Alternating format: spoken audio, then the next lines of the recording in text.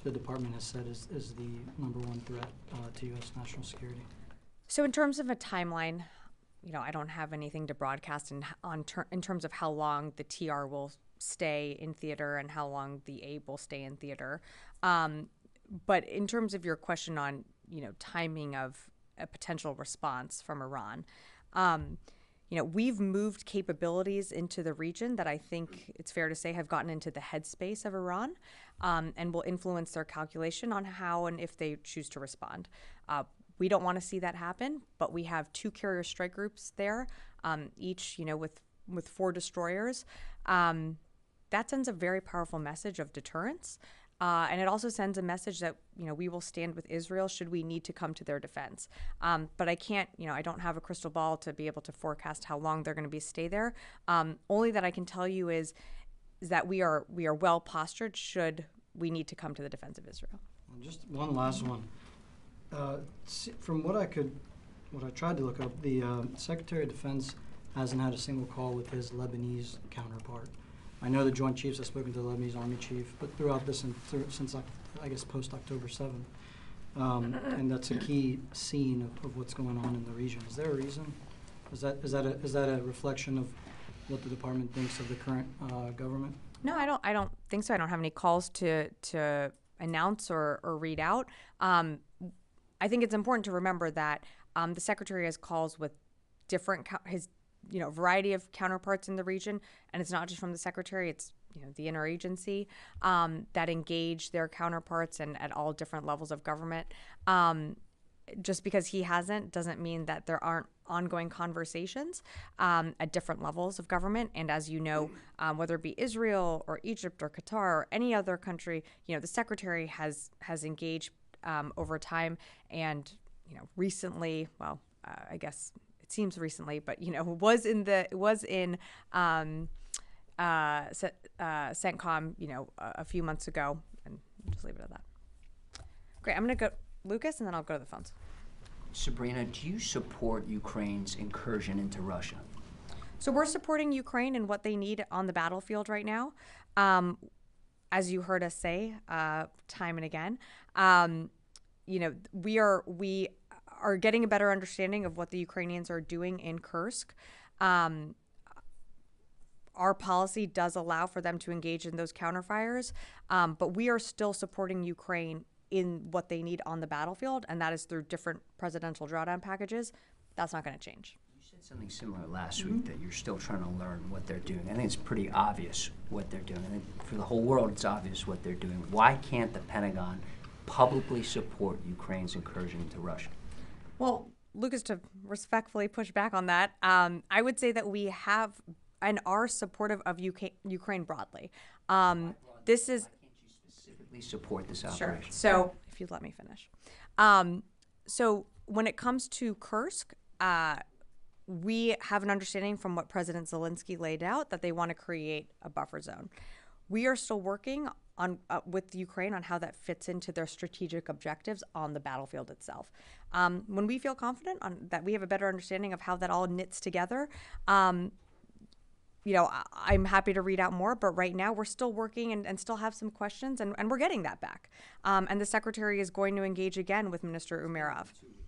Yeah, I understand these things take time. And also one on the Houthis. Sure. General Kurilla wants to destroy this group. Why won't you let him? Can you repeat that? General Kurilla, head of U.S. forces in the Middle East, the CENTCOM commander, wants to destroy the Houthis. Why won't you let him do that? I think I'm not sure if you're referring to specific comments. I think General Kurilla is in lockstep with the Secretary on wanting to degrade the Houthis' capabilities to being able to disrupt shipping lanes in the Red Sea and the BAM.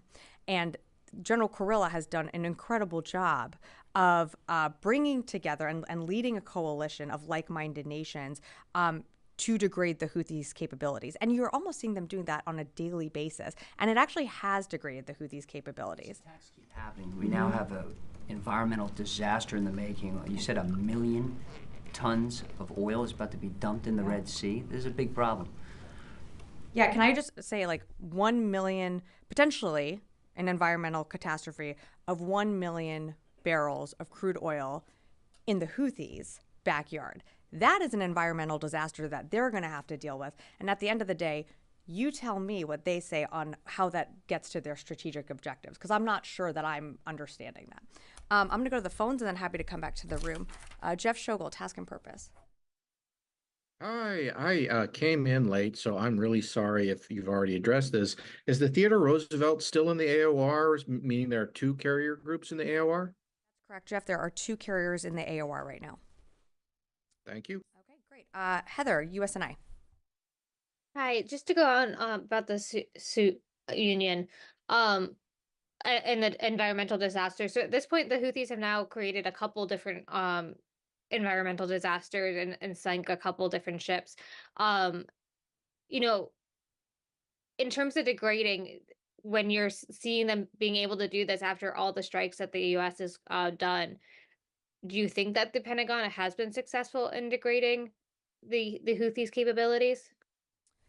Yeah, thanks, Heather, for the question. So the simple answer is yes, we have been successful in degrading their capabilities. They still maintain a robust arsenal, but we have been able to degrade their capabilities over time, and we have been able to protect ships that transit the Red Sea with our alliance through Operation Prosperity Guardian. So it's not for nothing.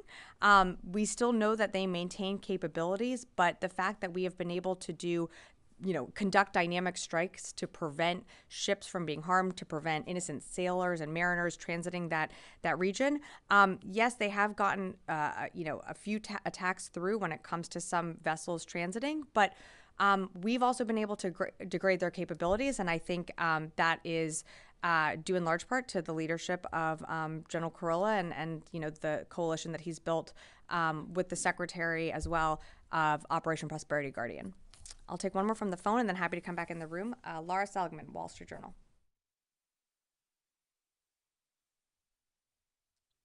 Hey, sorry for that delay. Just unmuting myself. A couple questions following up on the Kursk incursion. First of all, what is DoD's understanding is the strategic goal of the Kursk incursion? And then secondly, has the use of U.S. weapons in Kursk violated any U.S. policies? Yeah, thanks, Laura, for the question. In terms of their goals, I would direct you to what President Zelensky said a few days ago, which is our understanding is to create a buffer zone. We do have some more questions on that.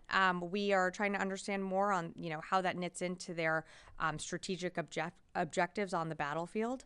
And in terms of your follow-up, our policy does allow for Ukraine to conduct counterfires to defend itself from Russian attacks coming over that border region. And that border region does include Kursk. It does include Sumy. And so they are defending themselves from Russian attacks within that region. All right, happy to come back in the room. Oren. 2 questions. One on Ukraine. When you're talking about a buffer zone and Ukraine tells you that's what they're creating or says openly that's what they're creating, is there a limit that you have placed on the Ukrainians on how big that buffer zone can be? How wide of a buffer zone are they going for? That's something that we continue to work with them on exactly what are their strategic objectives on creating that buffer zone and how, if they plan to expand. These are questions that we're continuing to ask, so I don't have an update for you right now on They that. haven't communicated to you, here is how far we're going with our buffer zone. Not to my knowledge. And then on the Abraham Lincoln, Secretary Austin had ordered it to accelerate. It's now in the AOR. What was its original arrival date supposed to be, and how much time did the acceleration cut off? How much faster did it get there? Yeah, so I'm not going to get into timelines and specific dates, but what I can tell you is that in transit, Indo-PACOM had set up a few stops that were in the pre-planning phase that the AIB was going to engage on, and those were pulled down so that she could have an expedited in-chop into Central Command. Goyle. Thank you, Madam. 2 questions, please. One, tomorrow morning, Defense Secretary, of course, will be welcoming the Defense Minister of India, Mr. Rajnath Singh. So much going on in the region in South China Sea and all the conflicts going on in Bangladesh, conflict going on in Pakistan, and also China's expansion in the region going on. So what do we have new now between the U.S. and India military-to-military relations when Secretary Lloyd Austin welcomed him tomorrow here at the Pentagon? So as you mentioned, it's happening tomorrow. So I'm not going to get ahead of the secretary. We will have a readout. There will be a range of issues discussed. I have no doubt they will be discussing the close coordination and partnership when it comes to the Indo-Pacific, and our shared goals of maintaining and keeping a free and open Indo-Pacific. But I'm just not going to get ahead of the secretary. And once that meeting concludes, we will have a readout. Madam, before my second question, how the two leaders are getting together? Have they known each other very well as far as relations are concerned, and how the military-to-military relation between the U.S. and India are standing today? The mill-to-mill relationships between the United States and India are strong. You've seen that cooperation deepen, and not just from a DoD perspective, but from an administration perspective. Our close coordination and working together remains strong. And you saw the secretary, when he visited India, announce some of those deliverables. I'm not going to go through all of that what he announced then, but it remains strong. And I'm just not going to get ahead of the meeting that's happening tomorrow. But we will have a readout after that meeting. I'm going to come over here. I'm gonna jump over here, Louis, and then over to you. Yeah. First on Ukraine. Earlier this week, General Ryder said that indications were that a small number of Russian forces were moving into Kursk. Is that still the same guidance, or can you amplify that just a little bit more and give us some information about where these forces are coming from? Are they sizable enough to potentially push back? So I can't get into more details right now on the size and how many, how Russia is repositioning some of their forces. We know that there has been some movement, but I can't get into details on what that, more specifics on what that looks like. And as you strive to get more indications, of the strategic purpose, are you seeing the Ukrainians digging in to try to hold those positions that they've seen so far, or does it seem more like they continue to be on a broader offensive? Well, that's actually some of our, questions that we have for Ukraine. Is their intention to continue to hold? Or how, when they say they're creating a buffer zone, and to Oren's question of, how large are they going to expand? These are some of the questions that we're asking, because if they are going to create a buffer zone that does entail creating, multiple defensive lines. And so those are questions that we're working through with them. I don't have all those answers right now, but that's something that, the Secretary is going to engage Minister Umerov again in the coming days. When we have more to share, we certainly will. But I think it's important that, Ukraine also speak to their operations, and Ukraine should really speak to their objectives and goals. And that's still something that we're trying to learn from them on how this fits in to their strategic operations. It's important that, our support for Ukraine is still unwavering. We're still going to have PDA packages that come out from this building. I don't have one to announce today if that was going to be your follow-up, but we are going to continue to support Ukraine in their fight and whatever they need to be successful.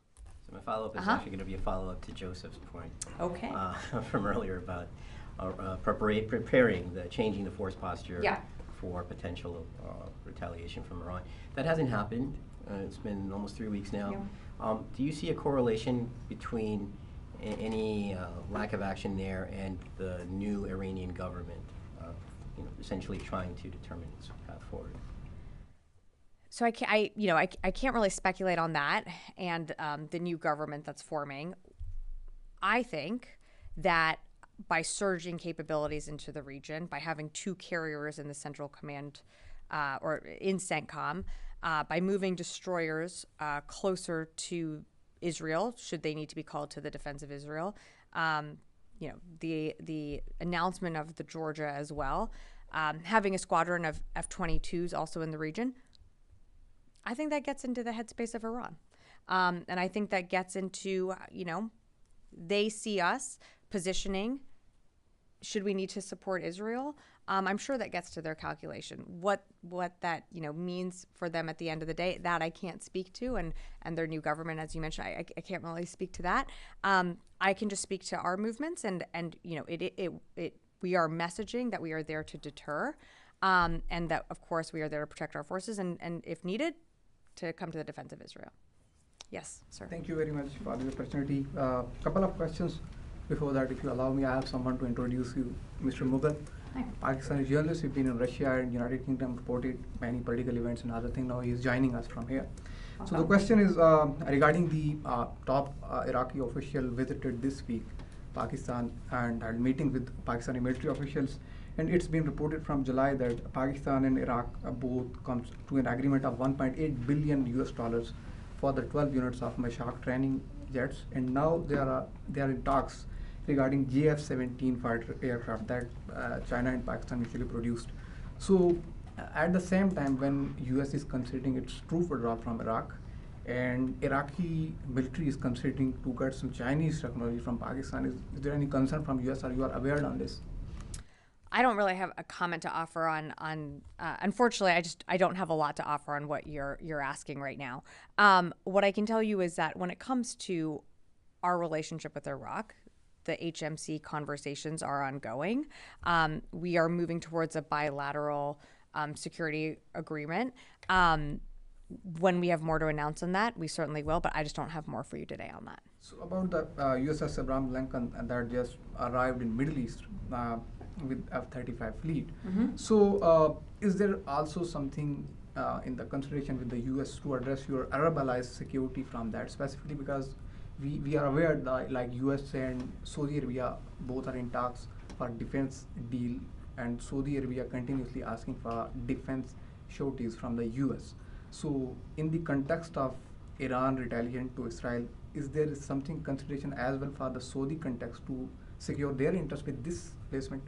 I don't have anything in terms of the, I think Saudi should speak for their own government and their own decisions. Our decisions are made on, what the secretary deems is needed for the region, and working with General Kurilla and others to ensure that, one, of course, we're always taking into consideration protection for our forces in the region. Two, we do not want to see, we know that tensions are high, we want to see a de-escalation of tensions in the region. Three, we're also sending a message that, should we need to do what we did on April 13th, we are even better positioned than we were then to come to the defense of Israel. Again, we don't want to see it get to that level. We want to see tensions de-escalate, and the best way for us to see that happen is through, seeing the ceasefire deal come to fruition.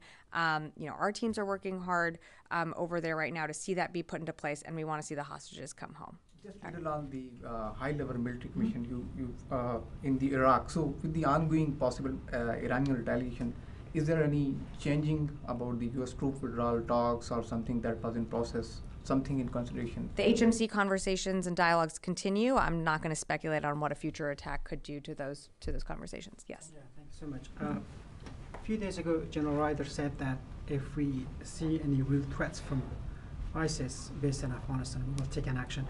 So the Taliban officials claimed that they eliminated Daesh or ISIS in Afghanistan. My question is are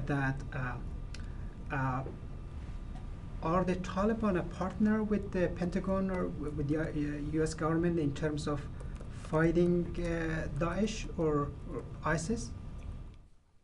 So the U.S. has a global coalition to defeat ISIS. The Taliban is not part of that. The U.S. works with like-minded partners and allies when it comes to to ensuring the defeat of ISIS. I don't have more for you on to anything additional to offer. I'm going to go to Constantine over here. Yeah. Thanks. Thanks, Sabrina. CNN is reporting that the Army is looking to contract some boats to take 3 of the Army JLOT ships back to the United States. Can you speak to why this is necessary? I would refer you to the Army. I don't have anything on that. Thank you. Yeah. No. Can you give a JLOTS update more broadly? Sure. Specifically where the aid is that was left to be delivered? Sure. So in terms of JLOTS, I think I read out, maybe it was last week, but we do have some of our soldiers and sailors that have returned back CONUS.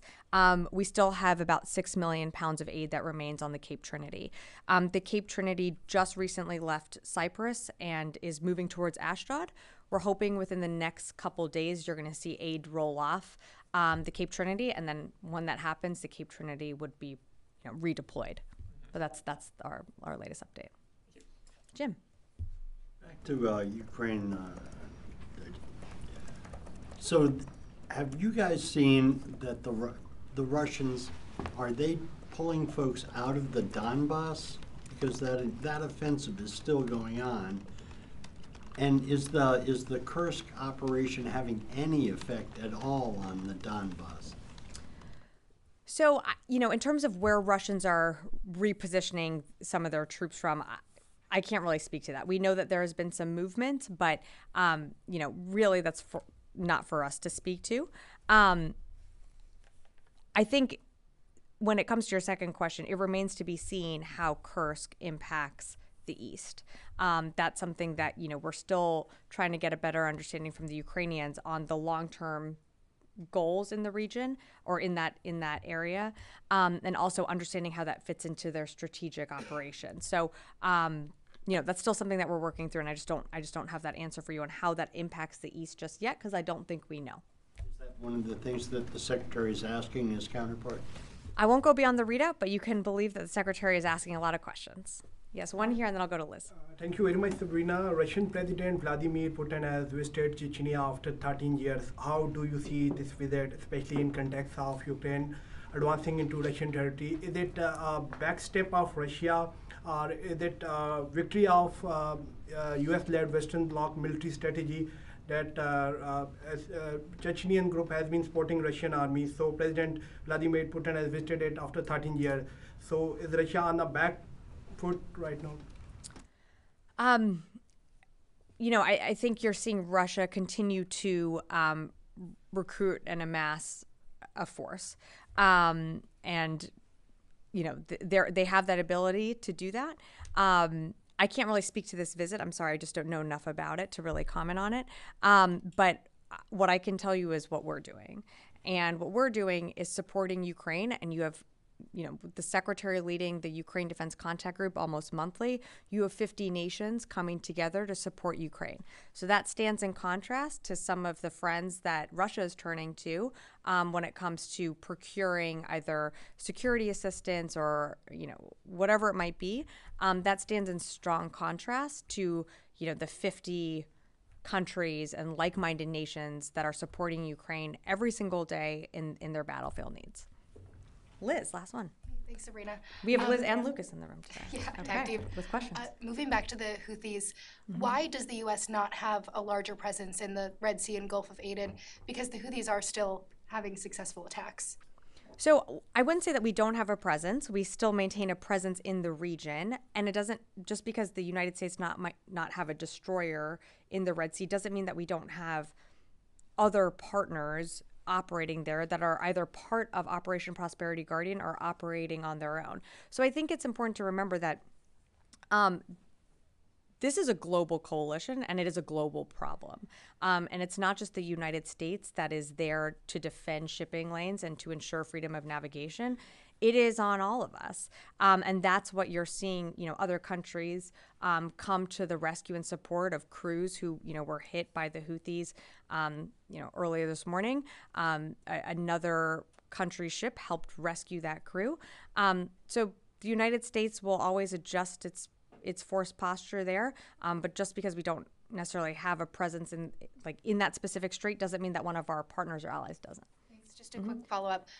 Since these attacks are still continuing and the U.S. hasn't been able to deter the Iran-backed Houthis, how is the U.S. supposed to deter this potential attack from Iran on Israel? And yet I just got questions about why hasn't Iran attacked yet? And, I would almost say is deterrence working? I can't speak for Iran. The Houthis continue to engage in their, unlawful attacks against innocent mariners. I'm not exactly sure how hitting a ship carrying over 1 million barrels of crude oil and creating, a spill in your backyard helps people in Gaza who you said you're trying to help. Not sure how that works.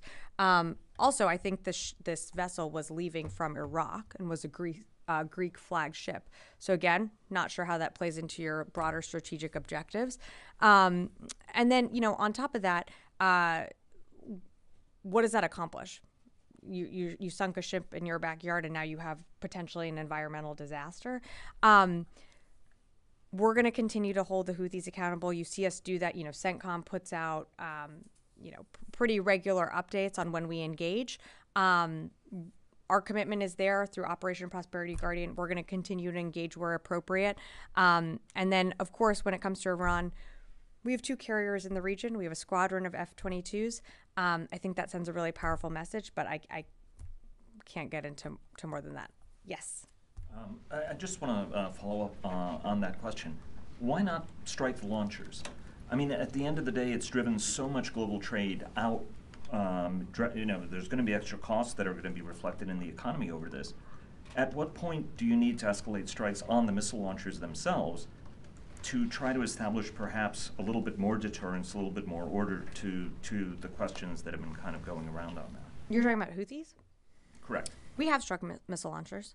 I understand that, but it doesn't seem to have attenuated anything that the Houthis at this point are doing, and yet they keep imposing costs, and these sort of drib-drab attacks are driving more shipping out of that, right? I mean, their whole goal is to create as much disruption as possible, even if they take environmental damage at the end of it. I mean, is there some calculus, some metric that attacks get to X amount and we would respond in a more forceful manner to send maybe a clearer deterrent? I think every single day that we respond and we blow something up that they are about to launch does send a forceful message. And even though they continue to launch their attacks, we are still degrading their capabilities. And every single day that they launch attacks, they're not always successful. They're not always hitting a ship. They're not always, their intentions, while, can't get into their mindset, they're not always achieving their goals. And sometimes, things are landing, miles and miles away from their intended targets. So what is also their objective and their goals at the end of the day? To your question on the launchers, I mean, from looking at some of the strikes we've done, we've hit over 150 launchers. We're going to continue to take the actions that we need to protect commercial shipping, to protect our forces in the region. And we're just going to continue to do that day in and day out. I'm going to go to Mike and then I'm going to wrap up. It just does not appear that this international coalition is finding success against the Houthis. These attacks keep happening. I would actually push back on that and say it doesn't appear that the attacks that the Houthis are launching, be it every single day, every other day, every few days, are actually meeting their intended targets. They just created an environmental disaster right outside their own home country. Like, what purpose does that serve? That is going to have lasting impacts, and they've done that before. I mean, what kind of impact does that have for the region? Their goal is to degrade shipping, and they're doing it. So I'll just one more on this. While they continue to launch attacks, we have ensured that shipping has continued through those shipping lanes. We want to see it. We want to see it protected. That's why you have Operation Prosperity Guardian. We're going to continue to do our jobs, and we'll leave it at that. Mike, and then we'll wrap up. The British MOD said the Russians have been forced to create ad hoc infantry units out of support personnel and Air Force units to engage the Ukrainians in the Kursk region. Can the Pentagon confirm that? What does that say about the Russians' ability to oppose Ukraine? The fact that they don't have enough, apparently, mainline infantry units. I can't confirm those reports. I haven't seen what you're referencing. This is something that we are talking to the Ukrainians about what their long-term objectives are in Kursk, and creating that buffer zone, what that means in terms of their own commitment in military power, how much they're going to need for that region. That's something that we're continuing to work with them on. Okay, thanks everyone.